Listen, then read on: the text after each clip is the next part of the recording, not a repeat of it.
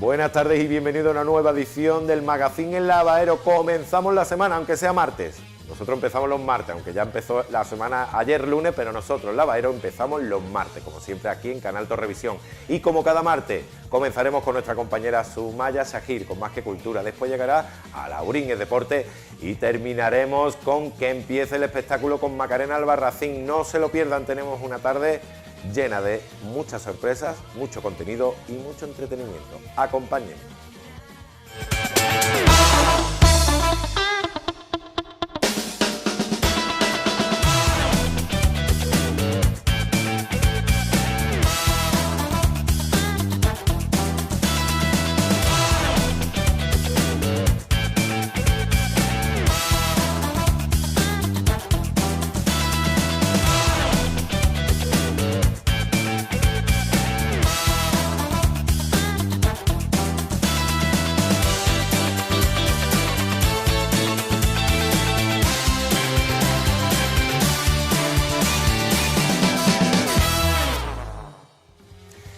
Sumaya Shahir es la encargada cada martes de abrir nuestro magazín con su sección cultural Más que Cultura. No se lo pierdan, os dejo en muy buena compañía con nuestra compañera Sumaya.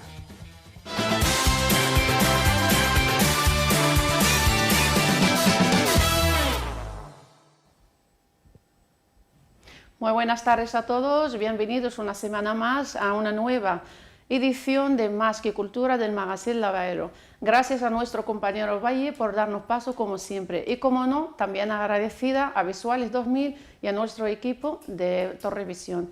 Pues hoy tengo como invitado a un compañero, a un vecino, a un amigo. Él es autor del libro de composiciones como eran las tierras en la vecindad de nuestro municipio. José Antonio Santamaría García ha hecho muchísimos estudios para descubrir todo esto. Vamos a hablar con él y nos explica el proceso, cómo llegó a descubrir todo este descubrimiento. Le damos la bienvenida a José Antonio. ¿Qué tal? Hola, buenas tardes, muy bien, gracias. Bienvenido, José Antonio. Gracias, Sumaya. Pues nada, autor, como he introducido, autor del libro. Sí. Composiciones de tierra de Málaga del siglo XVI, ¿verdad? Sí, años 1581-1582. 82. A Laulín de la Torre a Belenejo. Cuéntame. Bueno, antes de todo quería decir, eres licenciado en Geografía e Historia, ¿vale? Sí, por la Universidad de Málaga. Desde hace mucho haces investigaciones que se centran en el campo de la arqueología, perdón. Sí, bueno... Coméntame brevemente, ¿qué es una definición breve? ¿La arqueología qué es? Bueno, Sumaya, antes de nada, sí. Yo como licenciado en Historia también hago investigación histórica. Sí. Y bueno, pero efectivamente mi especialidad, entre comillas, es la arqueología. El campo de ¿vale? la arqueología. La profesión, bueno, me he dedicado mucho tiempo a la arqueología profesional y de hecho me sigo dedicando a la arqueología profesional. Y bueno, he hecho una serie de intervenciones en lo que es nuestro término municipal, y he ido descubriendo determinados yacimientos, determinados periodos culturales en esos yacimientos.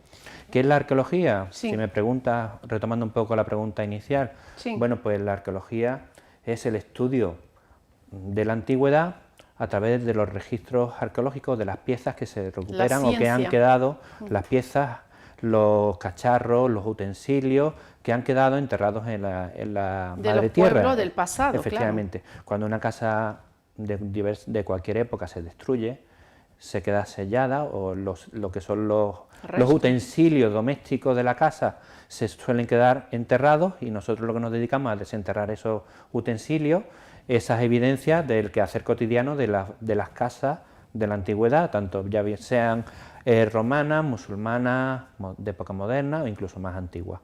Sí, a raíz de entonces de estos estudios que haces a través de la arqueología, a través de los restos que nos dejan el pasado de los pueblos del pasado, digamos, ¿no? Ya da igual como dices tú, musulmana o etcétera, etcétera.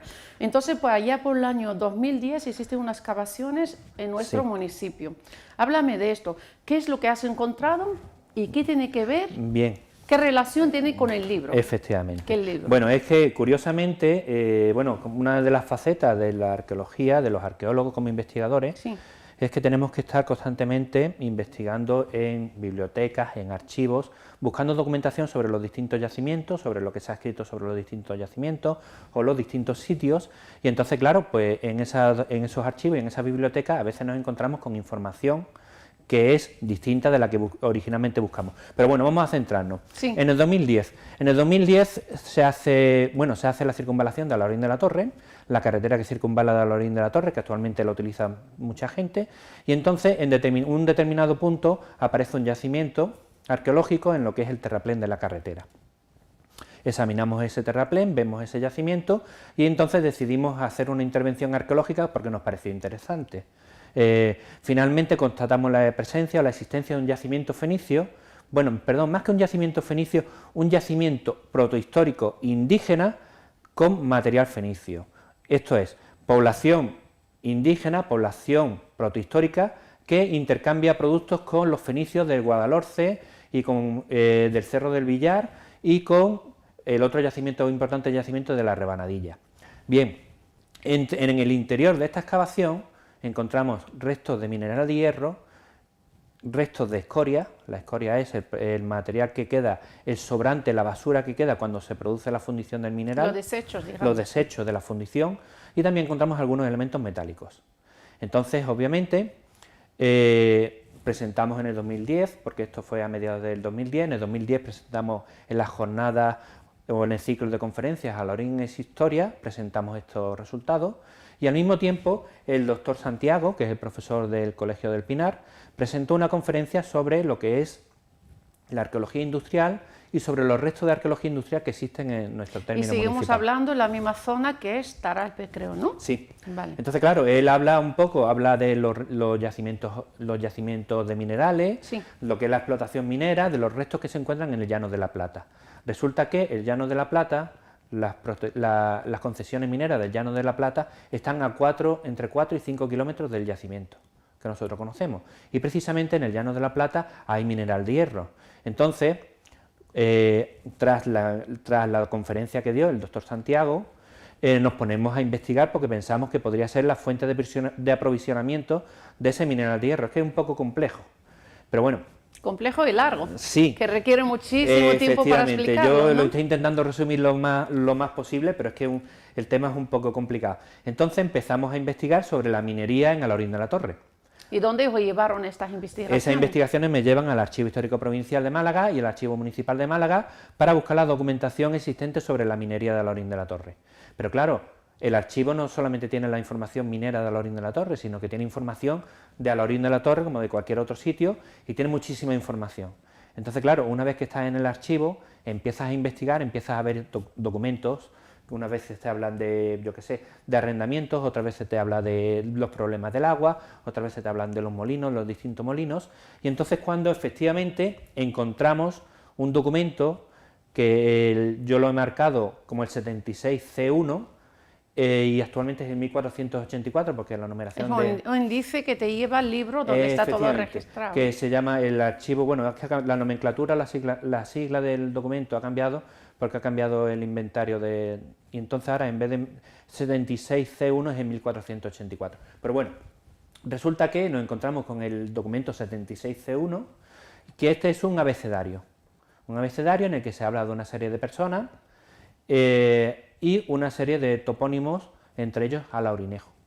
Entonces, claro, nosotros se nos enciende una bombilla porque Alhaurinejo, obviamente, es Alhaurín de la Torre. Pero claro, eso es simplemente... Pero no estaba identificado como tal. Simplemente aparece el topónimo Alhaurinejo, que yo, obviamente, como investigador sé que se corresponde con Alhaurín de la Torre. Y entonces, pues sigo investigando, sigo indagando, y entonces ese índice, ese abecedario, pues obviamente ponía un número al lado de cada persona, ponía un numerito que obviamente se correspondía con la página de un libro. Pero el libro físicamente no estaba incorporado a ese documento, sino que estaba aparte. Y entonces seguimos investigando en el archivo, y entonces cuando encontramos el libro de interés histórico número 5, que es precisamente el libro al que se corresponde ese abecedario o ese índice. Y a raíz de eso, pues ya empezamos a investigar el libro, conforme echamos un vistazo en el libro, porque el libro tiene casi 600 páginas, escrito en castellano del siglo XVI, o sea que no es sencillo de leer.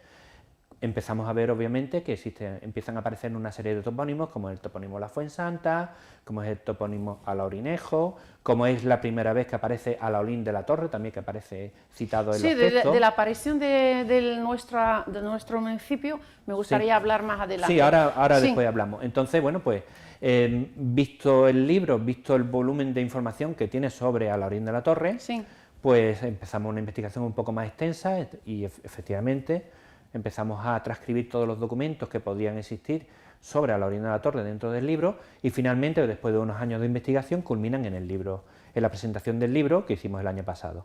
Tengo que decir que desde aquí quiero agradecer a la concejala Marina Bravo, porque en todo momento, en el momento que hablamos con ella y le indicamos la intención que teníamos de publicar el libro, siempre ha estado ahí apoyando. Siempre ha estado apoyando y volcada con el proyecto, y gracias precisamente a su ímpetu o a su empuje, pues hoy en día pues podemos tener este libro aquí. Pues nada, gracias Marina por este empuje, por este apoyo, y un saludo desde aquí. Seguimos hablando, los documentos esos que te encuentras, sí. ¿Cuánto tiempo pasó?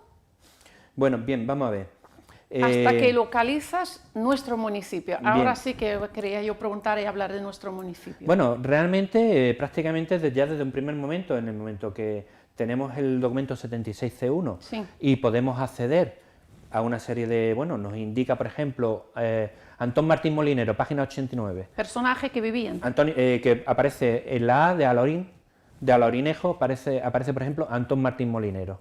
Antón Martín Molinero nos indica la página 89 del documento. Entonces, cuando nos vamos al documento 89, pues efectivamente vemos que ese señor tiene unos terrenos, por ejemplo, en este caso, en la Fuensanta. Fuensanta, que es un topónimo perfectamente conocido de Alaolín de la Torre. O sea, desde el primer momento de que hojeamos el libro original, ya intuimos y sabíamos que estábamos viendo documentos... Dice con la identificación de los propietarios, digamos, sí, efectivamente.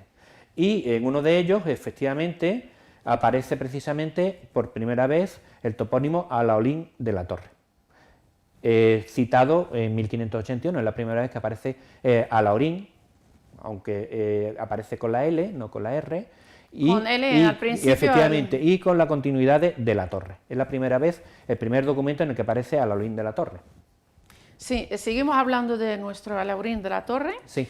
En el libro, como tú bien dices, llegaste a identificar, te ayudó a llegar a identificar las personas que eran propietarias. Bueno, bien.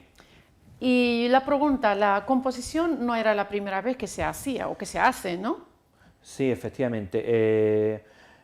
Bien, me voy a retraer un poco hacia atrás para explicarte mejor el caso. Bien, resulta que obviamente nos vamos a los Reyes Católicos. Los Reyes Católicos están conquistando precisamente la provincia de Málaga. Y entonces, bueno, pues toda la zona de Guadalhorce, en torno a 1485, con la caída de Cártama y con la caída de Coín y otra serie de grandes ciudades, pues se despuebla. Y la población se desplaza hacia Málaga. Málaga termina cayendo en 1487 y a partir de que la provincia está pacificada, a partir de que los Reyes Católicos han conquistado la provincia, se inicia lo que es el repartimiento, porque claro, toda la zona queda arrasada y abandonada, no hay habitantes. Entonces los Reyes Católicos empiezan a repoblar otra vez estas tierras que están vacías. Entonces se reparte por el concepto de la vecindad. Esto es, cuando una persona recibe la vecindad, por ejemplo en Málaga capital, pues recibe del Estado, de la corona, unas casas, que claro, como toda la población ha desaparecido, todo está vacío, entonces reparten las casas que existen y a su vez a esa persona se le da un terreno para que lo cultive y para que viva, para su subsistencia. Para vivir de ello, ¿no? Efectivamente. Y entonces, aparte de lo que es la vecindad propiamente dicha, que es de lo que te estoy comentando, hay otra serie de regalos, pues a personas influyentes o personas que han participado en las campañas bélicas, y otros terrenos pues son repartidos en ese concepto de regalo. Bien, todo eso ya estamos hablando de repartir legalmente. Sí, de repartir legalmente. ¿Qué ocurre? Que todo lo que no se reparte se lo quedan los Reyes Católicos, se lo quedan como propiedad realenga, se llama el topónimo de la real, de la forma en que se cita de ella, se habla de terrenos realengos. En la práctica son de la corona, pero en la realidad son terrenos que están baldíos, porque nadie... pertenecían... Claro, son de la corona, pertenecen a la corona, pero en la práctica, claro, son terrenos que están, pues, por ejemplo, en Alorín de la Torre, como en Cártama, como en cualquier otro sitio, pero claro, la corona no viene a roturarlo, la corona no le está sacando beneficio. ¿Qué ocurre? Pues que las personas que tienen terrenos repartidos lo que empiezan es a usurpar esos terrenos realengos y a utilizarlos como propios. Entonces, bueno, fijaros hasta qué punto es anterior el tema o el problema, viene ya arrastrando desde antiguo, que existen las leyes de Toledo, la ley número 82 de las leyes de Toledo de 1480, en el que se intenta corregir este problema, que es el problema de la usurpación de terrenos por particulares, incluso por comunidades religiosas, incluso por ayuntamientos, entidades, etcétera. digamos. Sí. Y fíjate que es incluso anterior a que el Valle de Guadalhorce sea conquistado por los Reyes Católicos. Estamos hablando de 1480, la ley de Toledo, y en 1487 aún estaban por aquí pegando, bueno, no pegando tiros, tirando flechas y tirando lanzas y la gente huyendo de los cristianos. O sea que es incluso anterior. ¿Cómo era nuestro pueblo, nuestro municipio? Era dividido en... Bueno, bien. En pequeñas tierras, claro, ¿no? el problema está en que cuando los Reyes Católicos se van de la zona, existían una serie de aldeas, existían una serie de pueblos, existían una serie de poblaciones, y no todas las poblaciones que existían en la época, a finales del siglo XV, son repobladas por la población nueva que asienta a los Reyes Católicos. Entonces hay sitios, pues hay una serie de alquerías, muchísimas alquerías que no se van a repoblar, y otras sí se repueblan, como por ejemplo Alorín de la Torre, Alorín el Grande, Churriana, pero hay otras más pequeñitas que se quedan, que en la práctica no se repueblan, se reparten a señores o se reparten a personas, pero no llegan a ser núcleos de población. ¿Vale? Sí, sigue. Bien, Alorín de la Torre, por desgracia o por suerte, no es repoblada como un nuevo municipio o como un nuevo lugar de habitación, sino que es asignada a los terrenos propios de Málaga. ¿Qué quiere decir esto? Pues que el término municipal de lo que hoy entendemos como Alorín de la Torre, la parte que no está repartida a esos vecinos, a esos señores, se les asigna o se lo queda a Málaga Capital como terrenos propios. ¿Qué quiere decir que son terrenos propios? Pues que el ayuntamiento se encarga de arrendárselo a terceros y recibe en contraprestación pues un alquiler o bueno, una... O sea, que al que pague por ello. Efectivamente. Pero la propiedad sigue siendo de lo que es el Ayuntamiento de Málaga. Entonces, ese es el gran problema que tenemos precisamente en Alorín de la Torre, que no tenemos archivo porque pertenecemos a Málaga Capital. Entonces, toda la documentación, que por eso te decía que hemos estado buscando información en el Archivo Municipal de Málaga, toda esa documentación no está en Alorín de la Torre, porque no había ni siquiera ayuntamiento, no existía como tal el ayuntamiento, sino que éramos una barriada de Málaga Capital, y entonces toda nuestra documentación, toda nuestra información, todo lo que pasaba en Alorín de la Torre, se trataba en el Cabildo del Ayuntamiento de Málaga Capital. Resumiendo no, pero seguimos hablando. Sí.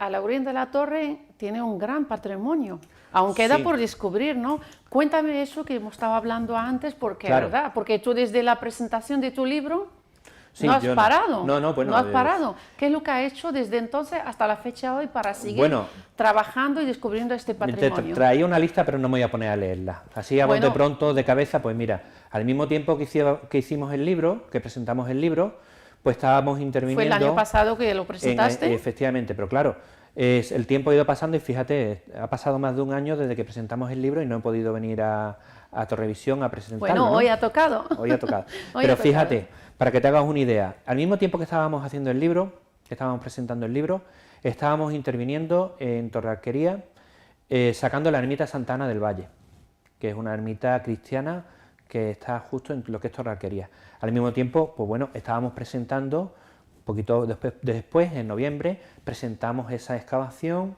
o los hallazgos de esa excavación, precisamente en la conferencia del ciclo de historia. ¿Qué más hemos hecho? Pues bueno, pues por ejemplo, hemos estado también 3 meses, todo lo que es los 3 primeros meses del año, hemos estado excavando en el Castillo de Fala, en Alorín el Grande, en la restauración, hemos estado excavando y hemos estado restaurando la muralla del Castillo de Fala de Alorín el Grande. Vamos a explicar un poquitín a nuestros telespectadores qué es lo que quiere decir Fala.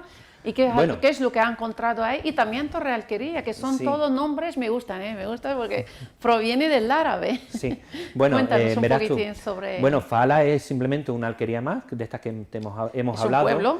Sí, bueno, De hecho, está es un pueblo que existe en Yemen. efectivamente.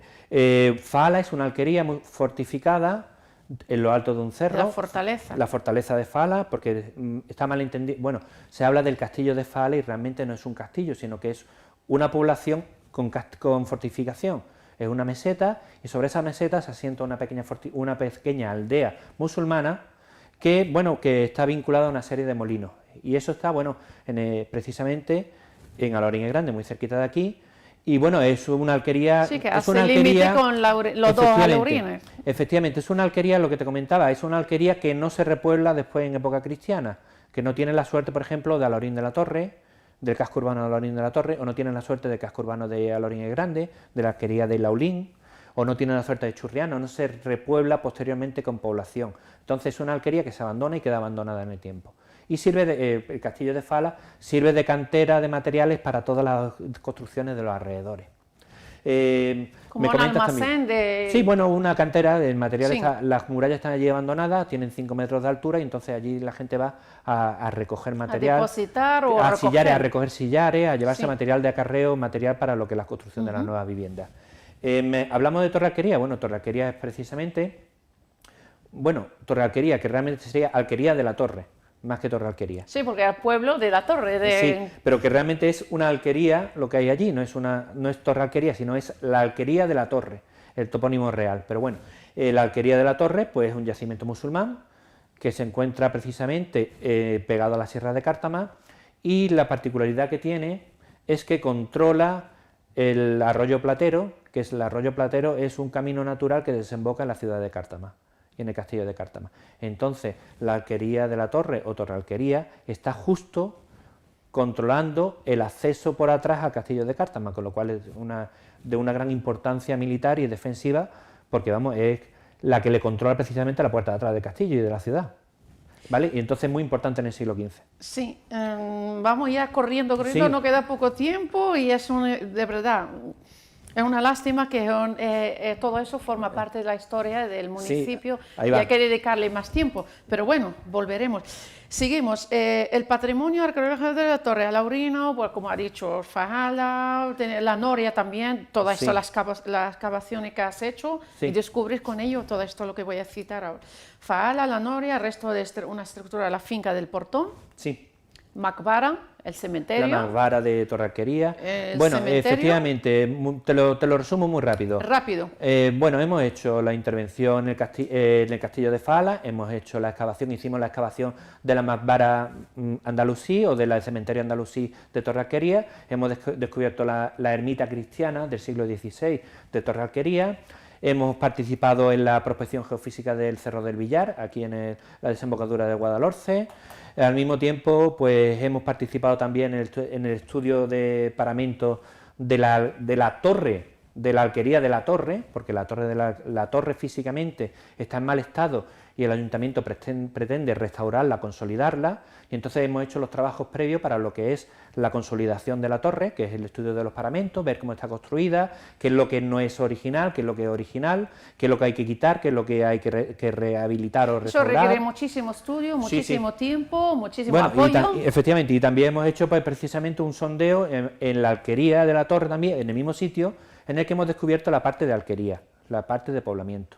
José Antonio, ¿por qué es importante proteger los sitios arqueológicos? Hombre, un pueblo sin historia está condenado al fracaso. No existe. Efectivamente, no existe. No existe. Nosotros hoy día, nuestra cultura bebe del mundo andalusí, bebe del mundo cristiano, bebe del mundo fenicio, bebe del mundo ibérico, bebe del mundo clásico.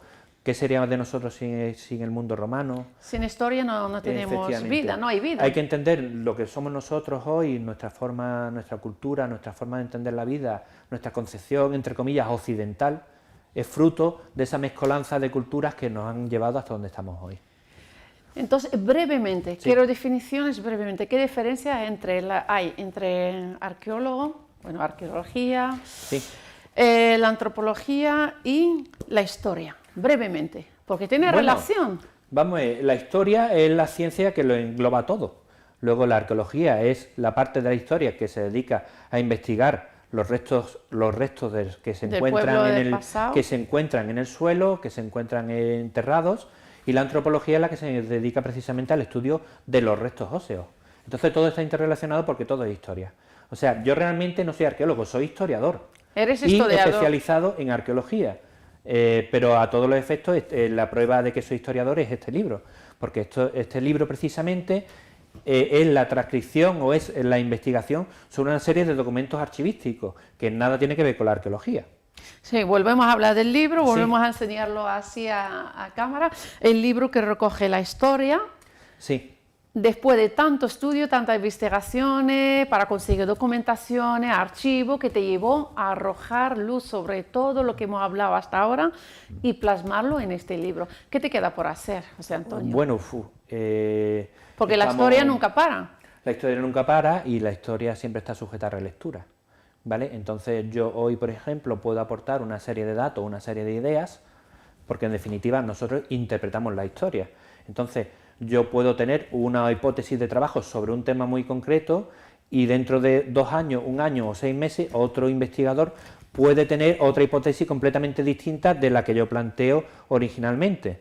De ahí el interés que yo tengo o que yo he puesto en este libro y en otras cosas que hago, en dejar la fuente original, intentar transcribir la fuente original para que un segundo investigador o en un futuro cualquier otro investigador pueda coger la fuente original transcrita en el libro o en cualquier otro sitio y siga trabajando sobre ello y pueda reinterpretar lo que yo hoy he escrito en el libro. Bueno, hoy no, obviamente. Hoy no, por supuesto, tienes que seguir y eso te resta muchísimo tiempo porque veo aquí que pones que has dejado a tu esposa. Sí, bueno, ellos son los perjudicados, obviamente. Porque, y a tu niño, a Diego, a Miki y a Nia. Efectivamente, cuando tú tienes un trabajo... Te entregas.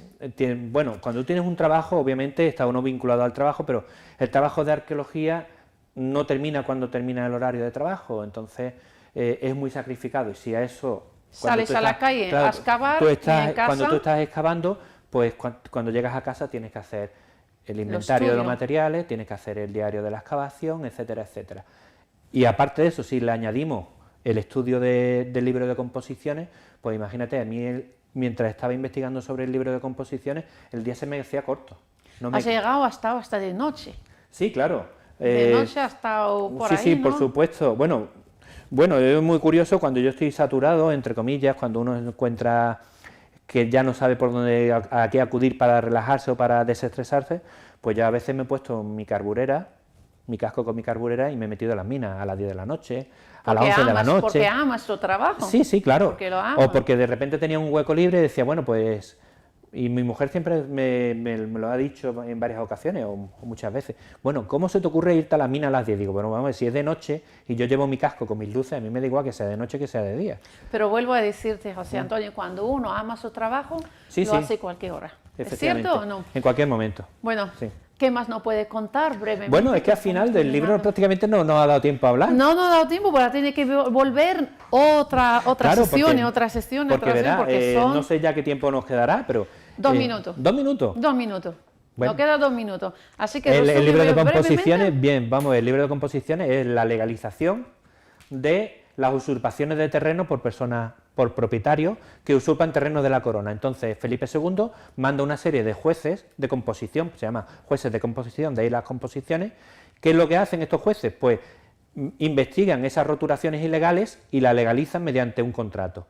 Y entonces el libro de composiciones, lo que yo he intentado expresar en el libro, son esos contratos, y bueno, lo importante que tienen esos contratos, pues que nos hablan de una serie de personas que tenían, en 1581, tenían terrenos en Alhaurín de la Torre, nos habla de todos los vecinos colindantes, porque dentro de los juicios nos hablan de las propiedades colindantes a las propiedades investigadas, y bueno, y el libro de composiciones no es único, hay composiciones anteriores y hay composiciones posteriores. ¿Qué pretende la corona con el libro de composiciones? Dinero. Bueno, recaudar dinero. Recaudar dinero. Sí. Espero que te toque la lotería. ¿Ha hecho un buen número? No me hace falta. Bueno, no hace falta, porque sé que tú amas a tu trabajo y vas a seguir trabajando y para dejar aquí tu huella de la historia, sobre la historia de nuestro Hombre, Alaurín. mientras pueda voy a seguir investigando sobre Alaurín de la Torre. De hecho, no nos queda nada. De hecho, tengo otro libro en imprenta del que ya hablaremos más Pues adelante. entonces vuelves otra sección y a ver si mis compañeros me dejan una horita contigo. Cuando Muchísimas quiera. gracias, José Antonio, ha sido un placer tenerte aquí. Muy bien, muchas gracias a ti, Somalia. Y vuelvo cuando quieras, ¿vale? Muy bien, muchas gracias. Bueno, señores, nos tenemos que despedir, que ha sido una tarde muy histórica, muy buena, llena de historia de nuestro pueblo, de nuestro municipio, gracias a nuestro vecino y al autor de este libro. Gracias por seguirnos y espero que disfrutéis de esta entrevista. Hasta luego.